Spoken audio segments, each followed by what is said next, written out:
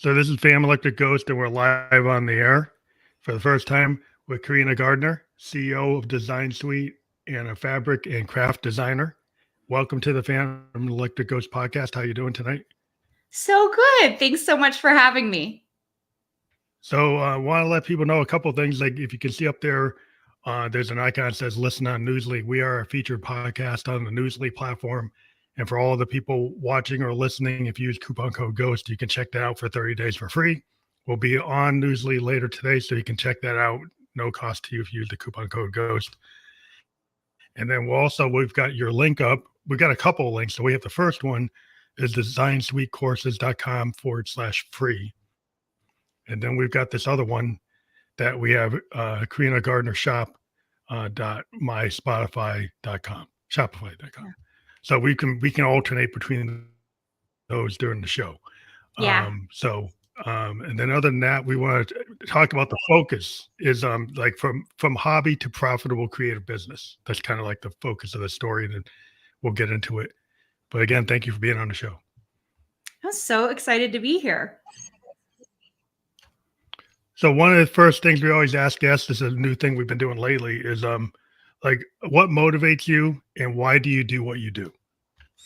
Well, I am currently the CEO of Design Suite, but 3 years ago, I was just a designer and I was a multiple six-figure designer. There's a few of us out there that make a lot of money as designers.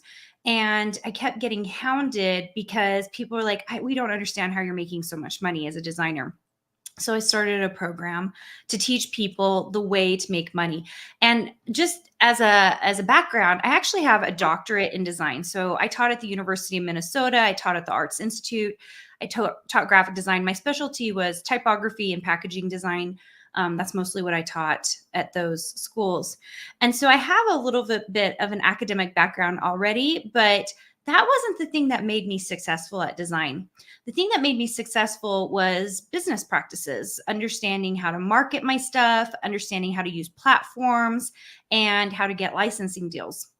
And so I kind of like put all of that into a program and started doing that. And I will tell you, in my career as a designer, most definitely the thing that's motivating me, just sheer creativity, like doing what I want to do, loving it, loving the process, designing new things, like the excitement of like that temporary satisfaction of having like a product made, which is incredible. I love it so much. Now, as CEO of a program, it's had to shift a little. I don't get to design my own products every day like I used to.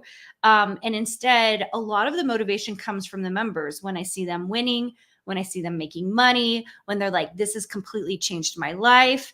I'm like, okay, I was on the right path. Once in a while, I question it because I'm like, man, I wish I was designing fabric right now. But for the most part, it's been so much more motivating to watch them win because I'm like, oh, this knowledge is transferable. Like people can do exactly what I did and make money. So you kind of went from, being your own, designing your own stuff to being more like a teacher, or like, if you think about a music producer, we don't write our own song. We're writing songs for other people to show how to get out there and hit their mark.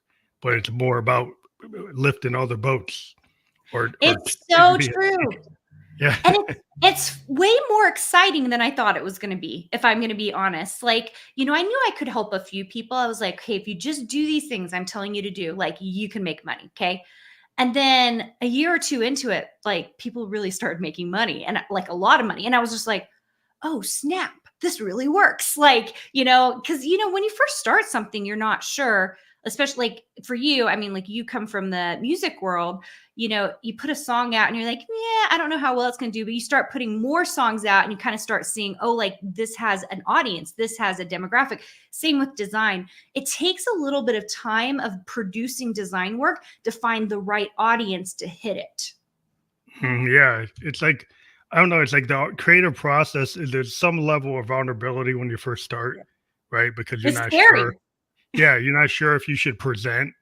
And then when you're an artist, a lot of times if you're doing something that really is breaking the mold, the initial feedback might be just like, well, I never seen that before. I don't know if that's going to work, rather than tweaking something that really already works. Yeah, So it's a lot of true. times, if you're on the kind of bleeding edge, you get hit with a lot of criticism. Is like, why are you doing that? Why are you presenting that? That's not the standard form. Like in jazz, Miles Davis went from bebop to fusion, and then people say, well, what's that? Because bebop is the standard. Fusion's not, that's not the standard. So why are you doing that? So And don't you think there's some vulnerability in that? Because but when you do that, then you do have to deal with all the criticism, people who don't like it. But then there's also the wins in that, right? Like the people who are like, that's amazing, that's cool. But it's so hard because that negative feedback really, it strikes you as an individual because people don't pay attention to the fact that you're really a regular human being. well, it affects you, because I think a lot of people, well, you have to kind of build a little bit of an armor. Like when you start to work in a creative way, and people say they hate it, it's like a little, you take it personal. And then when you learn to kind of separate, because I do, like, my day job is I'm a designer, a software designer. So, like, when I'm doing that, like, I don't own the code. The company owns the code. But if Mhm. somebody goes and says, something I did 10 years ago, that's thing, well, that was what was 10 years ago. I don't own, I mean, the technology shifts so much. It's like you can say you hate it now, but you didn't understand that's where we were. But then people take it personal. So I run into situations where you get people like they think it's their baby. Well, they really don't own it, because the company owns it, right? Yeah. So a lot of times you have to kind of get beyond it and say, well, are you going to take everything personal, and then they get really frustrated, or kind of have lessons learned and get better? Yeah. Yeah, I agree with that. And, it's one of the things we do in design school, right? One of the things is building that armor or building a little bit of a wall so that you're separate from your design work. Because if you think everything is your baby, then it's going to hurt all the time, right? Because nothing's going to be perfect. Nothing's going to feel, I mean, I have children, you have a child, like they're not perfect, right? So, like, it's just not going to be perfect. And so, like, if you stop thinking of every piece of your work being your baby, and instead it's work and it's an extension of me, but it's not really a part of my being, then it stops being as personal. But I think is part of it is, like you talked about, the passion. Like you created a business from your passion, so you're kind of emotionally invested. So you have to kind of be aware, and situational awareness of how much of that passion is going to be affected by feedback. It's true. I think it's an interesting thing because I think there are business owners who create businesses because they're great business owners. And then I think there's quite a few of us who are practitioners who created businesses because we were just so darn good at the thing that we did, right? And that's what happened to me. It stemmed from the thing that I did so well. We went about teaching other people to do. And that's why it's believable and it's authentic because I'm teaching from actual experience. Yeah. And so that makes it really nice. The opposite side of it, though, is that I didn't come into it going, I'm going to be the CEO of a company. In fact, a couple of years ago, when I really took on that role and I started having a bigger team and I was working with people, I realized, like, oh my gosh, like, I don't know if I own this name CEO. I was the Mm. creative director of a scrapbooking company for a long time. I took the name president with our company, Mini Lou, when I ran that, and that was a coloring book and paper doll company. And we did deals with like Nordstrom and 500 independent stores, lots of amazing museums, and it's so crazy because then I got into this role for Design Suite as CEO, and um, it took me a little while to just really sit in it, like to be like, Mhm. okay, this is the role I'm taking right now. And I need to stop just telling everyone I'm a designer. Like, I'm actually the CEO of a company, but it was a struggle. So this practitioner to like business owner is a very interesting thing.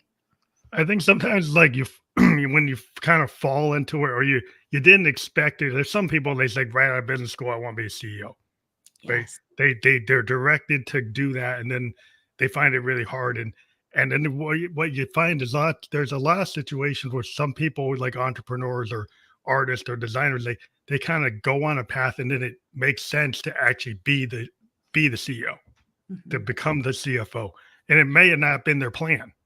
And then the people who plan it are like, well, how did that happen? Because I've got this business plan and I'm in the MBA and I have all these things and I didn't hit it.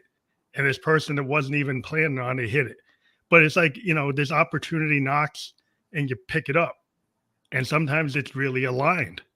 Yeah. And I think sometimes like the alignment happens and it's not, what people would have expected, right? They say, oh, that designer became the executive, the recording engineer becomes the CEO of the record company. you know, Yeah. they're an engineer. Like, why did they think they get to be that? But they got to be that because there's something they knew that was valuable in that role. And it makes sense for them to be in that role, you know? Yeah. It's been a very interesting thing. I always tell everyone when I'm done with this, I'll still always be a designer, right? Like that's where my passion lies. I love being a designer. If you're seeing the show that we're doing right now, you can see my last fabric line is behind me. I'm pretty well known as a die cut designer for Silhouette and did some stuff with Michaels. And I just love making and building things. But I also think that's where the authenticity comes through because like I love it so much.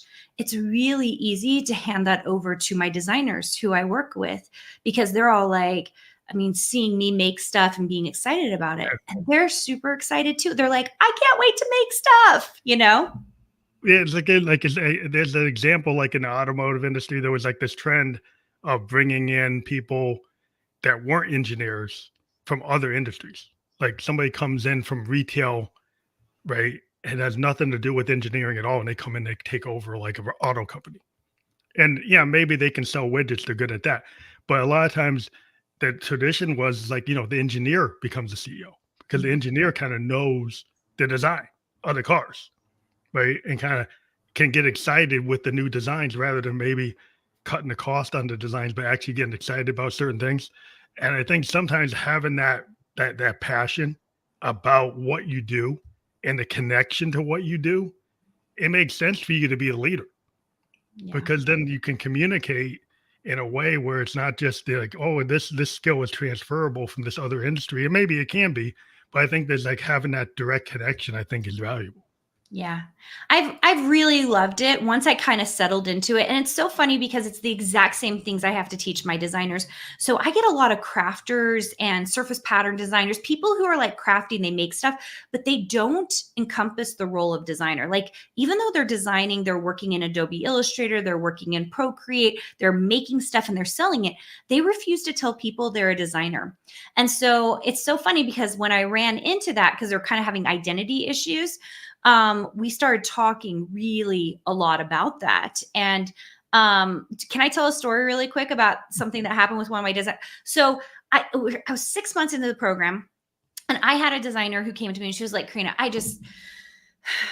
I'm not a designer. And I said, okay, well, let's talk about this for a little bit. Are you a quilter? And I knew for a fact she would say yes to this because she sews. And she was like, well, yeah. And I was like, well, but like, how do you know you're a quilter? And she said, well, I sew every day. I'm quilting every day. I'm a ambassador for Bernina. I do all this stuff. And I was like, okay, so you know you're a quilter because you sew every day. She said, yeah. And I said, okay, do you know you are a parent? Like, do you feel like you're a parent? And she was like, well, yeah. And I happen to know she has 6 children. And I was like, well, why do you know that? And she was like, well, because I parent every day. I'm a mom every day. I have kids around me every day. And I was like, oh, interesting. I was like, do you design every day? And she was like, I was like, is that a no? And she was like, yeah. And I said, the best indicator of identity is the activities we What do you do. every Yeah. day. And so that, I think that hit hard. This is a story I tell in my design boot camps all the time. And the number one thing that I tell a designer is that if you don't feel like a designer, simply design every single day. The more you design, the more you will embrace that identity. If you don't want the word designer, if you want artist, do what an artist would do. If you want creative, just do creative stuff every day. You will embrace it. And then the more you can use that language when you go out to a party or you meet with friends. If I go to a new party and I hang out with people, I struggle with this, but now I say, oh, I'm the CEO or I'm the founder of a design program.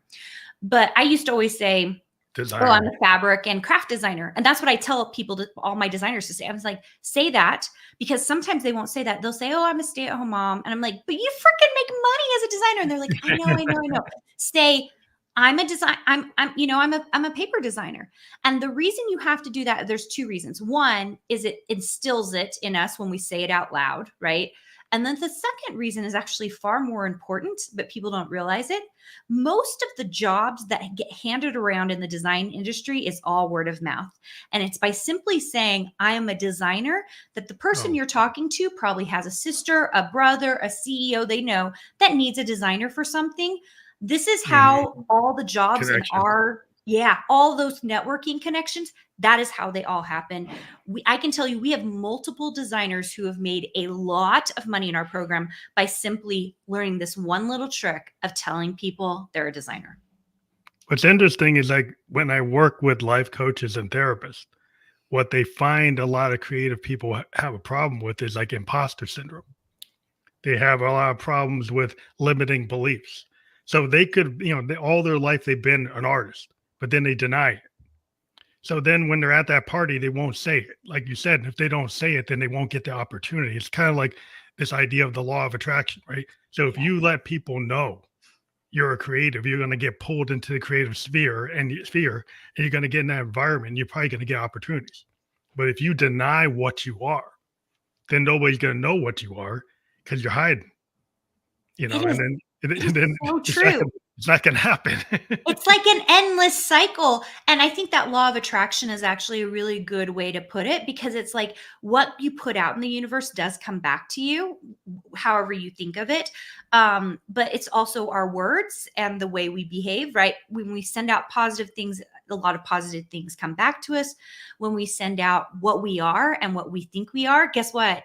It like starts to instill in us. It's not fakery. It's just simply instilling to us what we've already known we were.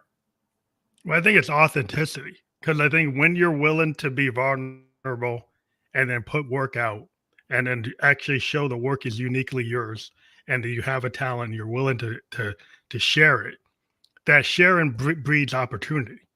It's like the idea, like podcasting, like the day you do your podcast, the first episode, you might make mistakes. You might not be the best in the world, but as you do it more, as you show up, then suddenly you get opportunities. Like people see your show, then other people recommend your show, and then you get known as a podcaster. So then people come to you and you're constantly doing shows and you're getting booking with no problem because you're identifying yourself. What are you? A podcaster. So I should be able to podcast. So I should be able to get guests. It's like the same idea. It's the law of attraction that your guests come to you. Yeah. The opportunities come to you because you're putting yourself out there. I really liked how optimistic you were there, though, with like your first podcast, you'll make a few mistakes. I'm like, I think we just hit 400 on our podcast. And I was just like, and I still make mistakes. And you know what I've decided is people like it. I think people don't mind. Maybe those of you guys listening here, you're going to hear me say, and cough or whatever.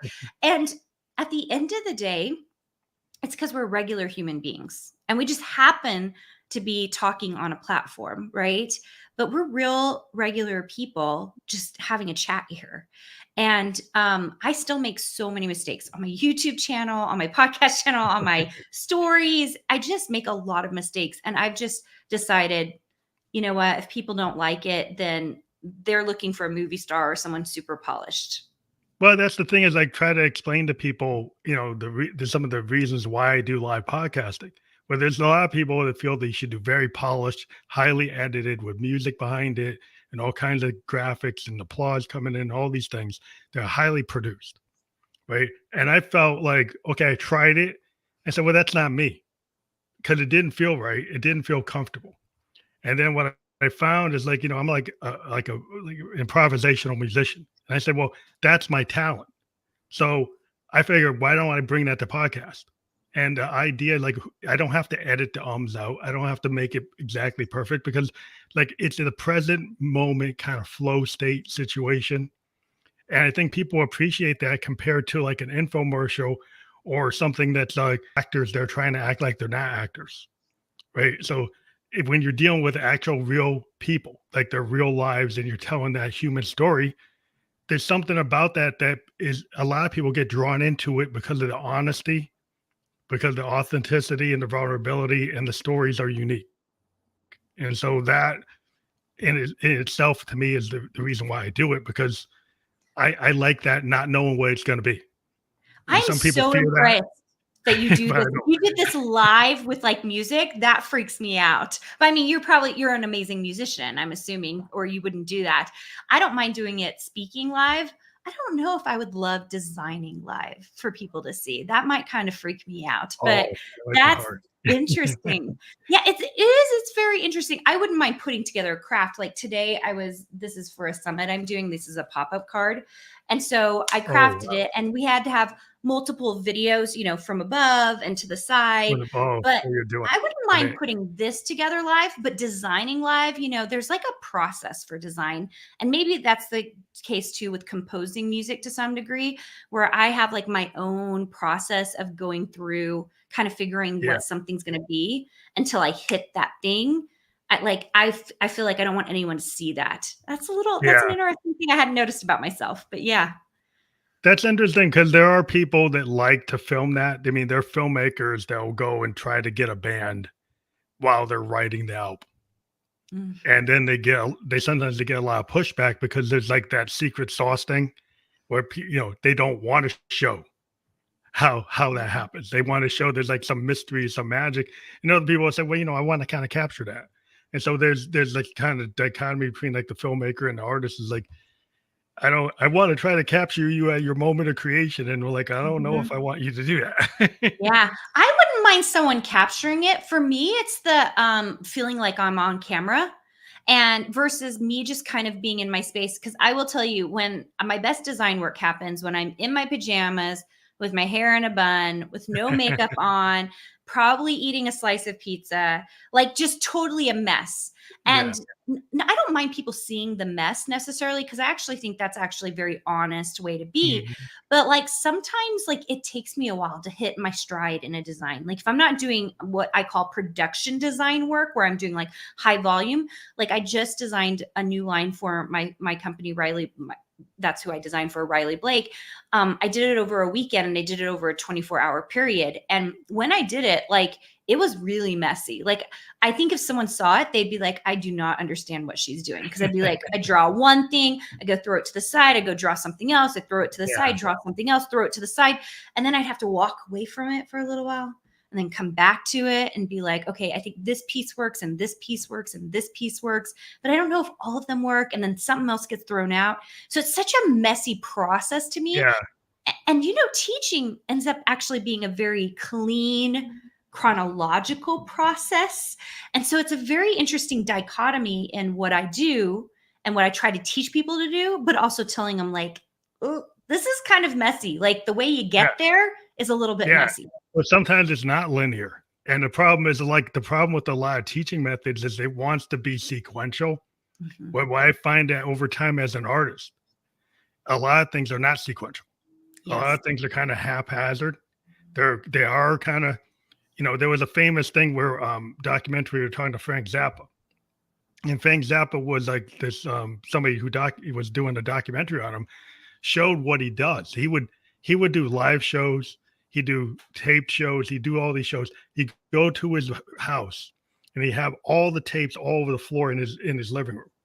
And he'd be bouncing around between the different ones, taking live tapes and mixing them with live things, doing the live performance with the tape, and just doing a lot of hodgepodge kind of in the moment.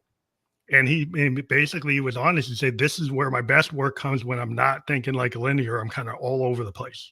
Mm, And a lot of times if you teach people, they want to know that it's sequential, and a lot of times it's not.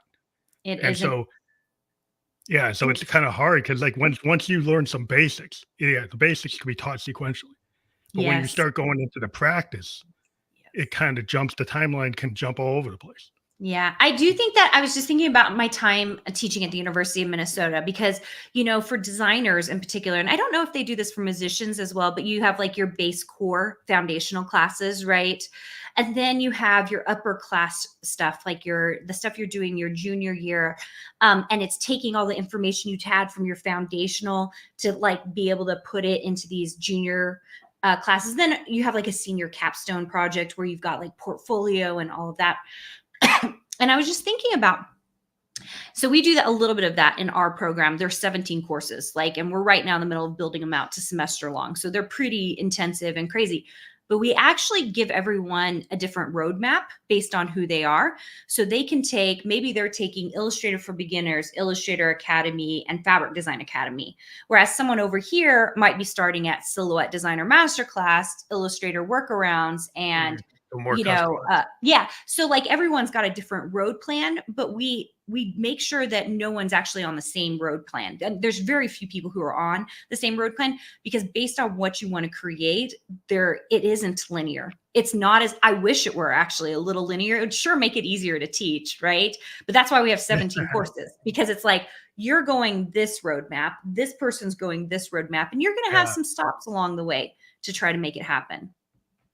Yeah, a lot of times there's like this kind of thing I've learned as an artist where you talk about the walk away, or the point where like I need silence before I start anything. Mm-hmm. I need to kind of not have a lot of noise. I need to kind of be with no inputs coming in, just some time to just be there with no music going on, no getting pinged, nobody sending me anything, just kind of quiet. Now, whether I do that by walking in the woods or meditating or something, just to kind of clear my head, then I'll get into it. And sometimes in the middle of something, I'll need to kind of break away because I'm too deep into it. And so I think that some people might want to just keep on, diminishing returns. Like if you keep on working 8 hours on the same thing, and then it's getting frustrating. So sometimes that's like that kind of trigger that like maybe you need to walk away. Mm-hmm. You need to get in space. For big projects, for sure. I think, it's so funny because we teach our designers not to do big projects at the beginning. Like there are very few projects that should take more than an hour. Most should take, by the time they're done with us, like after the year, we expect things that took them 1 hour to do should take them 15, maybe 10 minutes to do, because the goal is to become fast, right? Mm-hmm. And to get really good at the craft. And so big projects, I know what you're talking about, because that's like a whole collection, right? For me, what would that be for you? Like a full score, possibly? Like a full album versus a song. Yes. Like, depending on a song can take a year if you're that crazy about it, right? Mm-hmm. Like you could take 6 months on one song. Yeah. But some artists could be like, they could take 6 months to do the whole record. It's kind of who the artist is. Yeah. So sometimes, the big project, is like the album or the EP versus a song or just a jingle. Mm-hmm. I'm doing a 30-second ad for a license versus a 5-minute song versus a 30-minute score for a video game. Mm-hmm. There's different levels of that project. Like the score in the film or the video game, that's a big project. Yeah. Well, so I'm super curious now, like, do you work well under a deadline? Well, I think some artists don't. I mean, I write all the time. And so for me, writing a song is not hard. Some artists make it kind of a tortured thing where it can take a very long time for them to do like very little output. So it takes like 4 years to get a record. Well, I could do probably like 5 records in 1 year. Mm-hmm. So it just depends on if you're comfortable creating work and, and the quality still is there, no matter what the time is. It's like, it's just, to me, it's like a passion thing. If you're passionate about just creating art, it just happens. Where like, you don't, it's a different mindset. I don't have a problem with the deadlines because I can hit them. Yeah. Interesting. As you talk to people and other creatives, do you find that is something people are good at in the creative space, or is it something that people struggle with? I'm just curious. Well, I think like if you're a studio musician, you got to hit deadlines. Like, so if you're a certain type of musician, like you're working on projects and you have set deadlines. Mm-hmm. If you're more of an artist that like doesn't have that time deadline, then you can be very indulgent. So I've run into a lot of artists that are very indulgent about how long they work on something because they really don't have deadlines. Because they're just working on their own thing. This And is the so, same thing in design. It's exactly the same thing. And it's especially designers who are trying to build their own businesses, who that's who we mostly work with, because they don't have forced deadlines. They tend, I love the word indulgent. That is exactly what it is, where they kind of feel like they can like push a project out as long as they want. When the truth is, the faster and quicker you can end projects, the quicker your deadlines are. Like if you can have daily deadlines, you are far more likely to succeed and make a lot of money as a designer. I feel like that's the thing I'd love to emphasize to all of you as creatives. Like the best thing you can do for yourself is mandatory deadlines for yourself. it's like, that's why people went to Barry Gordy, because Barry Mhm. Gordy had a hit shop. He had training. He trained the guys how to present themselves, how to write the songs, how to hit, to go and take a song and run it through 4 different bands, 4 different ways, 4 different groups, perfect it, put it out, keep on putting out records, like having a deadline, because it was like a hit machine. And so Yeah. when you have that kind of structure where you are wanting to put singles out every week, you want to hit the radio every week with your artist to let people know you're there. So And that if you have works. that kind of, yeah, when you have that kind of machine, and then people are like, well, like, how could that work? You're going to burn out, and sometimes it does, but the idea that the work ethic of it does get you into the point where like the musicians were like just like on top of it. They're so well practiced. They didn't have all this downtime. They really got good. They Yeah. really became like That is experts. exactly the same in the design industry. It's the same way, actually, I think, across all creative fields as I talk to other creatives. It's actually the more you produce, the more creative you get because you've stretched yourself, right? Because the more you produce, the higher your volume, the more you can create, the more interesting your stuff becomes, right? Because you're pushing harder and harder and harder. I actually think the opposite happens. I think people who say, well, maybe you're going to burn out, I think those people haven't really dug into the true creative process because a creative only wants to grow, not Yeah. limit. Yeah. What usually happens, like you might burn out what you did before, right? Yes. That you might get tired of doing the same baseline. And so you'll evolve it because you got bored. And so what it tends to do is it leads to innovation. Like people, like you keep on doing the same hi hat. Well, you're not going to want to keep on doing that because it's done 10 different songs. So you start changing it. You start getting better. You start creating new variations. And then that's an evolution. So what happens is you start to get evolutionary, increases in your capability. And so you see this with bands like from the first Beatle album to like Sergeant Pepper Abbey Road is like there's a massive progression in terms of what they were able to do from being like a boy band to being this art band. Like, Yeah. how did that happen? Because they were doing the work. Yeah. It's totally volume and time, which is something actually we haven't talked about it yet, but my new book that's coming out, well, just barely came out. It's called Make Art That Sells. We just do a formula in it because we want it to be super practical for people. But two of the components are volume and time. And all like people highly underestimate as a creative how much volume you have to put out in order to win, to make money, to do anything, right? It's like the number of podcast episodes, the number of YouTube videos, the number of Instagram posts, the number of designs, the number of songs you have to put out, far greater than you think it has to be in order to produce good stuff. And then secondly, it takes time to do that. So like I'll run into designers who will be like, well, I came out with 100 designs in 3 months. I'm like, well, just keep doing that. And they're like, why? And I'm like, because you haven't put enough time in. Like there isn't enough time. There might be the volume there, but I'm like, you need that volume further up. So do that now for 3 more months and then more months after that. Okay, now we're at a year and we have 400 designs. Now we're talking. Now, where do we go from here? And so most designers, and I think most creatives, highly underestimate the amount of effort, time, and volume something takes to really make it. Well, I think it's kind of like if you think about the athlete example, like the 10,000 hours to get the 3-point shot. You kind of have to get that to get the muscle memory so you hit that all the time. And the Yeah. same thing with a musician, to get the muscle memory so you go on stage and you know all those songs. It's the practice that you're doing. And then it's also what people don't understand, for every musician has a big catalog of stuff you've never heard. Mm. It's all those demos.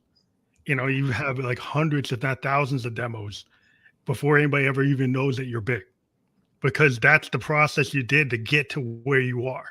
Now, not everybody sees it because it's messy, but that's the work you have to do. Like the 400 designs, you know, you get the 100 demos, the 1,000 demos of what you did to get where you are. It's not usually 0 to 100. It's not overnight. It's usually a lot of work. Man, wouldn't it be nice though if it were 0 to 100? I think all of us would be winning right now.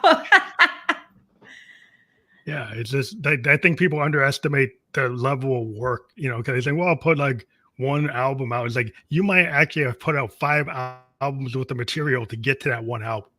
Yeah, it's so true. Right? To get to that one single, you might have 50 songs before you actually got to the song that's the single. And that's just the nature of the way things work. Yeah.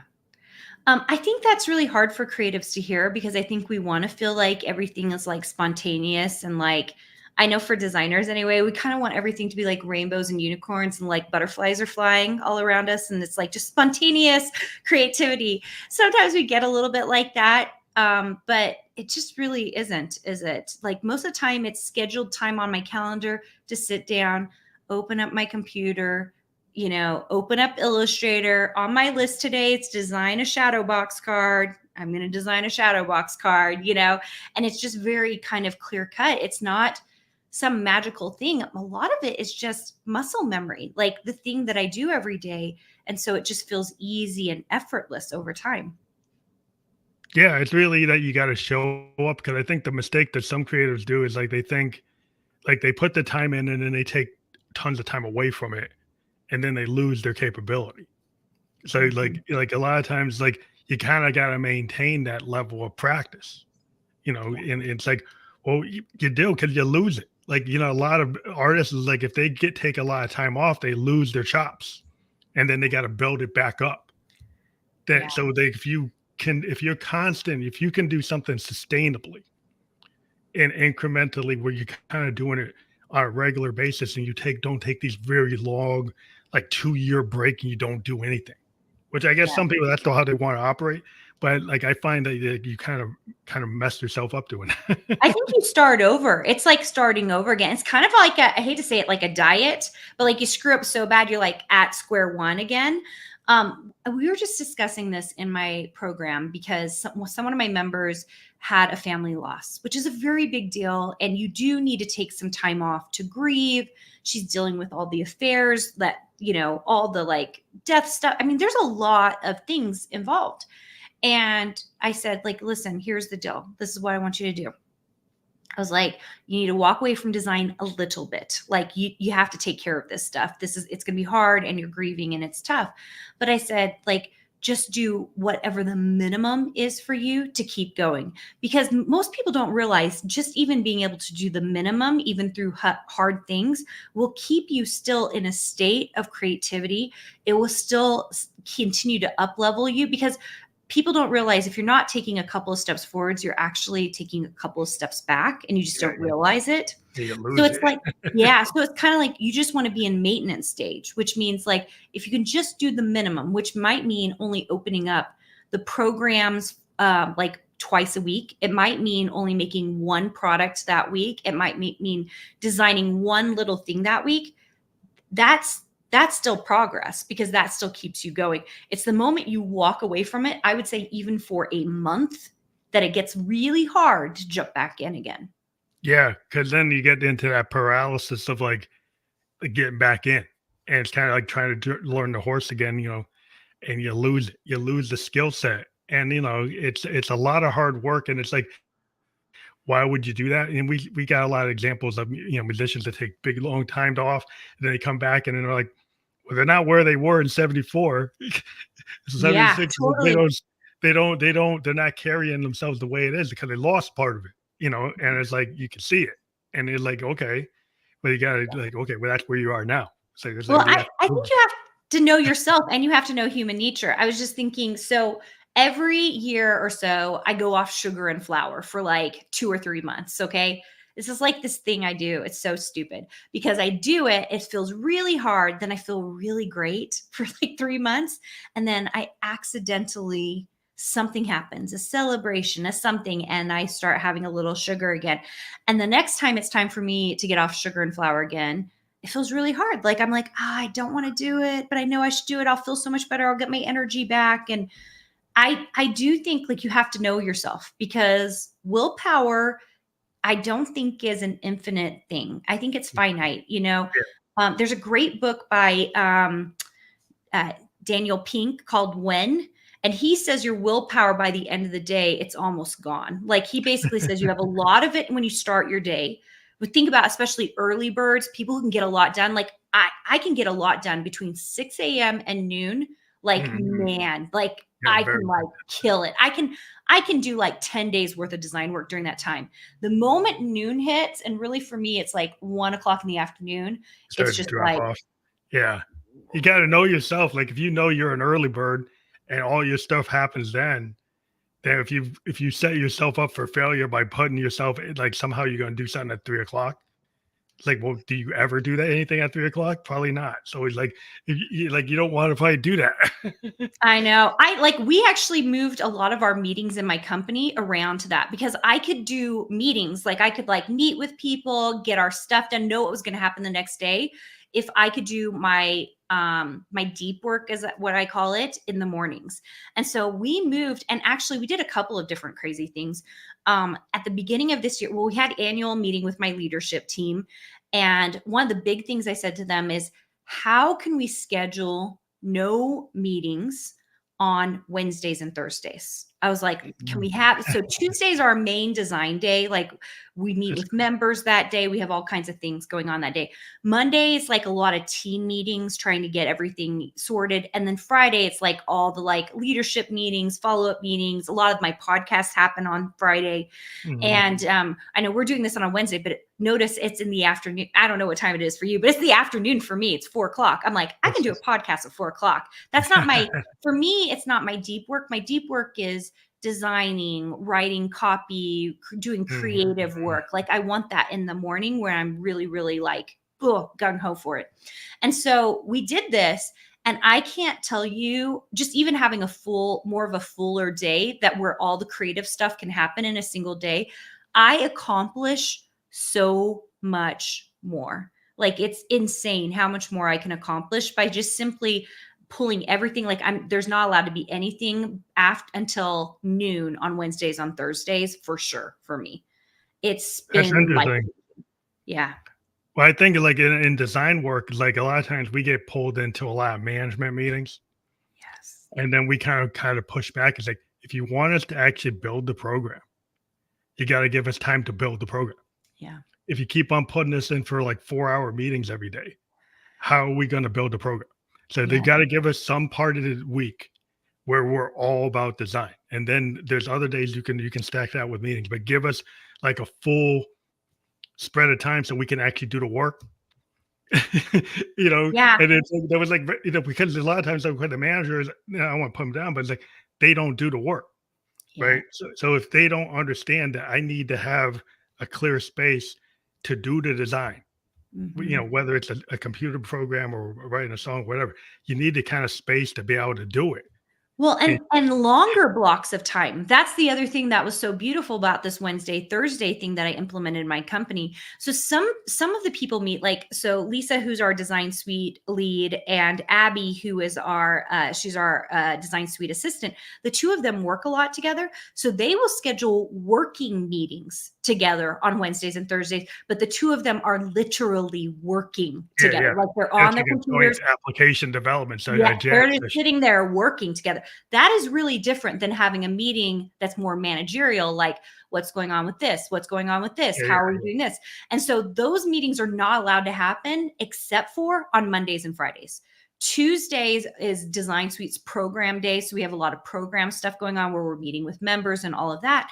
And I'm going to say, like, even we moved, like we had our team meeting used to be really early in the morning. We moved it back to 10 a.m.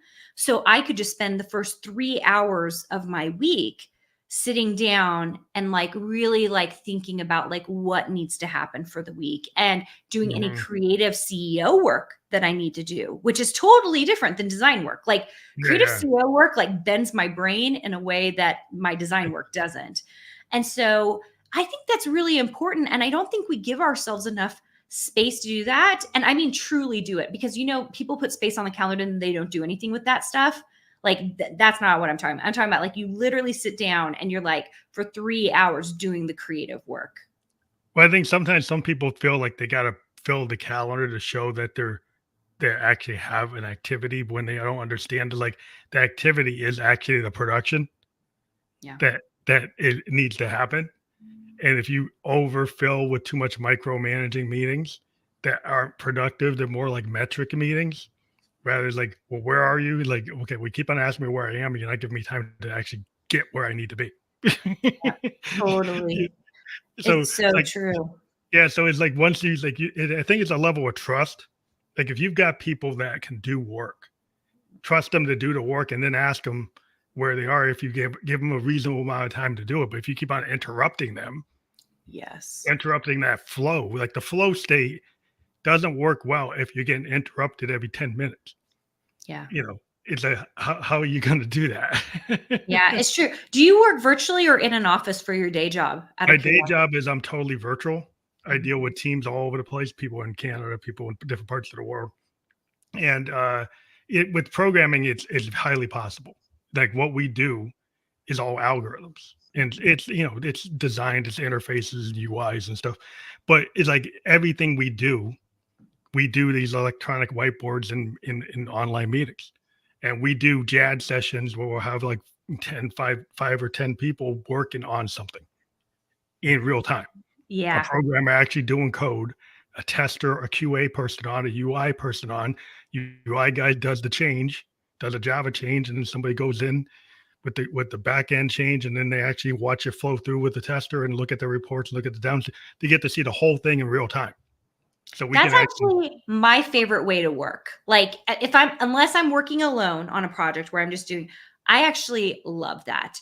And I love it when it's not training, because a lot of what's happening in my company right now is we train someone to do something, so we're kind of doing it with them.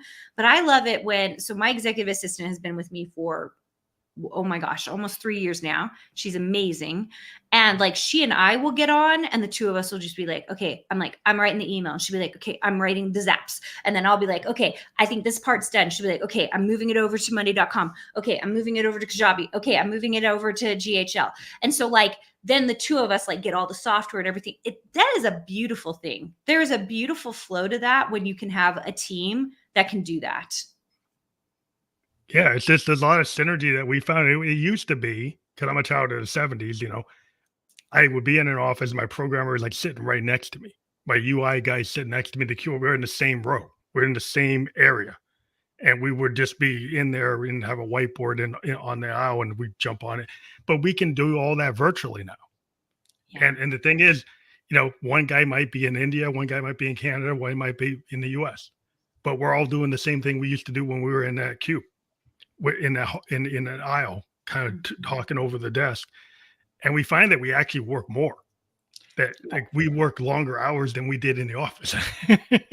I think my team would tell you the exact same thing, because we have a full virtual team as well, and everybody's everywhere. We have someone in Spain, several in the Philippines, like I mean, all over the United States.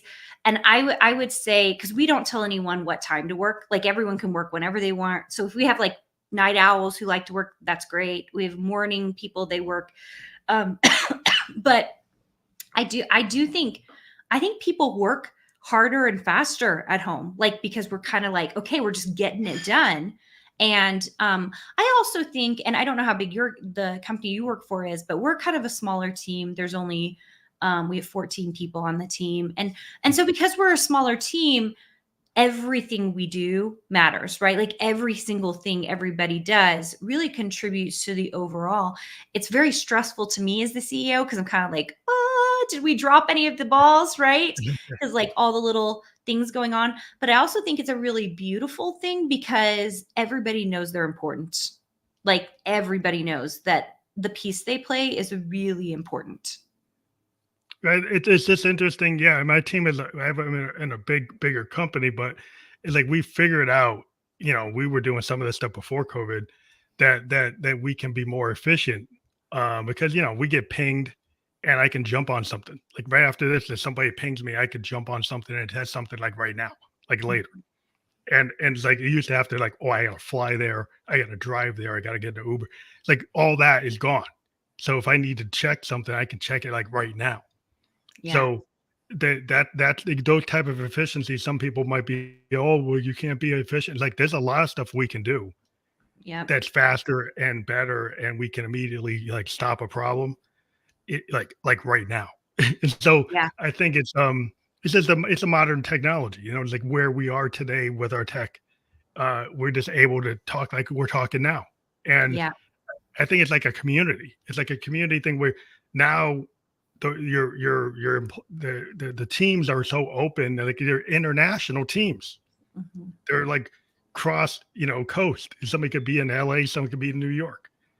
Somebody I've dealt with people in Japan and Australia, in Netherlands. It's like you can deal with people and you get different perspectives, and it's really interesting. How you can learn from the different business models coming from different countries or different cultural perspectives. And to me, that's always super interesting. Yeah, I actually think it's the thing that's making companies better, or I hope it is anyway, because before when you could only pull from your local, that meant you could only pull a certain amount of talent. Now, if you are a company that really wants to grow and is very talented, you can pull, like my design suite lead is in North Carolina. My admissions lead, she's in Washington State. Like, I mean, like I wouldn't have found either one Yeah. of them. Yeah. You can get the right person for the right job, not based on location. Yeah. Right. It's a And really so, beautiful thing. and that is so cool because it also like builds a community, because a lot of times, like, when you get to these, like, people who should be working together, now you have less barriers Yeah. to the right talent being able to do it. It's not like somebody like in Mumbai and somebody, that's in Germany and somebody in Australia, that now they can actually do it like without having to wait to get their visa. Yeah. They can actually get on the project and start doing it now. And I'm like, wow, that's so cool to be able to like be able to access that talent pool. And it's just like it is a learning experience for everybody, Yeah. to learn the accents, learn the culture, learn the lingo. It's just really cool to me to actually have that level of diversity in terms of the thinking. Like when you talk to somebody that's like from China or Japan, the Eastern thought versus Western thought. I Yeah. actually lived in Tokyo for 2 years, and there's a significant difference in kind of way you think about things, Mhm. and the way you discuss things, and in the way you read things. Because the way the Japanese language is compared to the Western, English language, how you interpret what they write is a totally different. I learned over time, like it's Well, really it different. contributes to more than people realize too, because this is going way, way back. So, but when I finished my doctorate was all on short-term memory and like types of things that we remembered under 7 seconds. So it was like it was quick fixes. And it's so funny because the hypothesis was that people would remember realistic items that were the right color. Like, so they would remember a red apple better than a blue apple because it's a faster, quicker, like memory jog. Um, Guess what we found out? Very little has to do with color and the actual object. Everything in Western culture has to do with placement on the screen. So the thing that everybody remembered the best was whatever was in the left hand top corner, which is the way we read, right? And Yeah, so I would be so curious, like if I had gone on to just do research, if I hadn't started my design business, if we had run those same types of tests on Eastern cultures, if we would have found yeah, something completely different. But it yeah. was You just might. interesting because we were running all kinds of tests on like 250 people, like to figure out what was going on with short-term memory. And it was number one. And that's why, and our research even showed it, that the best place for your logo is the top left-hand corner of a website because it is Oh the wow. place that everyone will remember. And we Wow. weren't even looking for that information. We were looking for something totally Something different. different, and you found it out. That is really interesting because, like, when I was in Japan, what I learned is, like, the characters, like the Japanese characters and Chinese, like, hiragana, katakana, and kanjis. Well, the kanjis, they these, very intricate characters that actually kind of have a history of actually representing things. Like, for kawa actually looks like a river. The kanji for kawa, which is like, a Japanese word for a river, it looks like a river. So a lot of these languages, like, they have aspects to them with Chinese and Egyptian languages, and they have these pictograms. They're part of the characters rather than like letters in an alphabet. And so the meaning that you get from these kanjis is different as soon as you see it compared to like letters.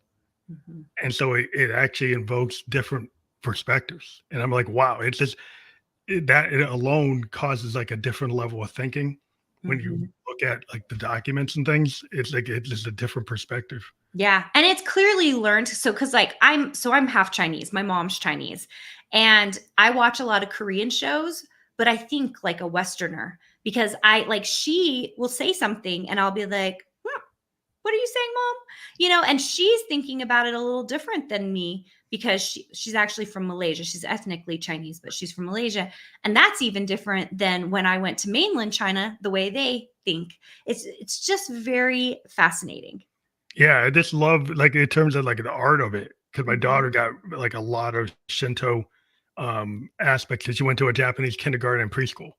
So her art style is very much like Japanese kind of Shinto culture, is like like, seven-tailed, nine-tailed foxes and all kinds of Yes. spirit animals. The nine-tailed fox, always. Yeah. It's all over her work, dragons and all kinds of mystical, spirit animals. Like, it's all through her work because that's kind of what she learned as a kid. That's what she saw. She wasn't in an American school. She got a Japanese school from the beginning. And Yeah, so I love that. it's a totally, and it kind of puts her in a different space as an artist because she has a lot of these Japanese and Chinese, like, motifs in her art. Yeah, and the way they use And it is different than the way we think of art too. And the way it's in their culture is different than the way we have animals and stuff like that in our culture. It's just different. And I can't quite explain it, but it is just different. yeah, it's a different mindset. It's a different cultural mindset. But I think it's just really cool that you're able to take your passion and then apply it as a teacher or a mentor and actually lift like other boats, like we've been saying. And we've got your design course here, and then I think I also have your other websites. Yeah. There difference I would between the say two just go different to links. carinagardner.com. That'll be easier than that one, but it'll take you to the That's same it. place. I do have something that maybe some of your listeners would want for free. If do you want me to just give that to them? Yeah, yeah. Okay. So we have a brand new class, master class that goes with the Make Art That Sells book. I'll totally give it to you guys for free. So all you have to do is go to makeartbook.com. And if you go to makeartbook.com, it's just www.makeartbook.com. If you click on the master class, if you put in the code make art, it will zero out the cost of that class and make it free for you. So if you want to take the masterclass, if you want to get the book, great. It's on Amazon. There's a link for that there as well. But like the masterclass, totally free. And I'm going to talk you through the formula that we use to make art that really sells. And I actually think your daughter should do it. I think it would really help her. Oh wow, that's cool. Yeah, I'll let her know. But yeah, it's awesome to be able to talk to people. That's one of the things we tell people to, click on the links we provide to get a deeper perspective of who we talk to. You just mentioned another link, and maybe send that through the private channel, add it to the overall Oh, yeah. Here, I'll do podcast. that. Yeah, and I can actually put that up before we end tonight. I can just throw that up so people have this other one. So let me grab that and just get it in real time and put it out here. So let me do that as we're talking and then get it out here. And you guys are going to figure out I'm very There it is. practical as a designer. Yeah, there you go. Makeartbook.com. I'm so practical as a designer. Like I believe in the process, but I also think there are things you can do to make the process easier. And lots of times people are like feeling stuck and they're not making money. And a lot of it's because they're just missing one little thing. And we do this formula. It's like, are you missing the sales vehicle? Okay, here are the 4 sales vehicles, and this is what you have to do. Are you missing like your special mix to create style, which it's medium, theme, and product? If you don't have that special mix kind of nailed down, then it's going to be hard to develop style so that people can see who you are as an artist so that you can create brand. So there are lots of little pieces, and we show you how to do it. We show you how to put in your own mix to make it even better so that you're like kind of figuring it out. But being a creative doesn't have to be a mystery, and making money doesn't have to be a mystery either. So hopefully you have a chance to take that course because it's really fun. That's awesome. I think that a lot of the creative people who are, fans and people guest will, can take heart to what you're talking about. And a lot of, people are kind of cross genre, like a lot of musicians, they dabble in art and they might be interested in this. And a lot of actors, they dabble in art and they might be interested in like trying to refine it because it's all part of the same. Like they get into the project of what they're doing and they want to have an artistic like expression to get into. So learning how to get to be better at marketing is always better. Is always a good idea as an artist. Yeah, So and a lot of it really does translate. Like I mean, we've been talking about 2 different things, music and design, but almost all the principles are basically the same. You have to create volume, you have to spend time in it, you have to produce, you have to put effort in. There's like certain things that you have to do on a daily or weekly or monthly basis to ever make any, real progress as that creative type. I really stand by what you're saying. I think it makes a lot of sense, and you've been able to do it. So that's why we love to have people on the show. They're authentic. Like you're a CEO. You're actually you're in business. You're profitable. This is the kind of episode that we like to present to show people like you can do it. And and it's not as much a mystery when you have people like yourself that are willing to kind of give up the secret sauce. And so that's The cool. secret sauce is it's not very sexy and it's doing it every day. That's what the secret sauce is. And just enjoying yourself, right? In the process. Well, I want to thank you again for being a guest on the Family Electric Ghost podcast, and we appreciate it. And we were live on Facebook, YouTube, and Twitch, and we'll be on a bunch of other platforms. We're on all the major platforms where you can view or listen to a podcast, and that will make that available to your audience through a landing page tomorrow. And I thank you again for being a guest on the show. Have a good rest of the evening.